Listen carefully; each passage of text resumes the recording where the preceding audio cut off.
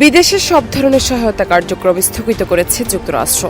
বিবিসির এক প্রতিবেদনে বলা হয়েছে, ফাঁস হওয়া যুক্তরাষ্ট্রের অভ্যন্তরীণ নথি থেকে এই তথ্য জানা গেছে। নথিটি যুক্তরাষ্ট্রের কর্মকর্তা ও বিদেশি দূতাবাসগুলোতে পাঠানো হয়েছে। কেউ না বুঝলেও আমরা আপনার প্রয়োজন বুঝি, আর তাই তো অত্যাধুনিক ফিচার সম্বলিত বিভিন্ন সাইজ আর কালারের 250-টিরও বেশি ডিজাইন অপশন নিয়ে ওয়ালটন স্মার্ট ফ্রিজ বোঝে আপনার প্রয়োজন। গত সোমবার মার্কিন প্রেসিডেন্ট ডোনাল্ড ট্রাম্প এক নির্বাহী আদেশ দেওয়ার পর বিদেশি সহযোগিতা বন্ধের বিষয়টি সামনে আসে। ফাঁস হওয়া নথি অনুযায়ী আগামী 90 দিনের জন্য সব মার্কিন বৈদেশিক সহায়তা সাময়িকভাবে বন্ধ করা হয়েছে। প্রেসিডেন্ট ট্রাম্পের ঘোষিত বৈদেশিক নীতি পর্যালোচনার পর এসব সহায়তার বিষয়ে পুনরায় সিদ্ধান্ত নেওয়া হবে এবং 85 দিনের মধ্যে এই পর্যালোচনা শেষ করা হবে।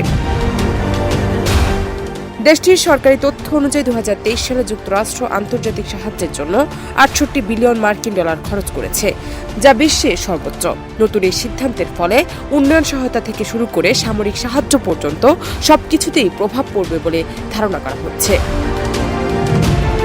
তবে নথি অনুযায়ী জরুরি খাদ্য এবং ইসরায়েল ও মিশরের জন্য সামরিক সহায়তার অব্যাহত থাকবে, অর্থাৎ গাজা ও সুদান সহ অন্যান্য যেসব জায়গায় খাদ্য সংকট চলছে সেখানে জরুরি খাদ্য সহায়তা অব্যাহত থাকবে।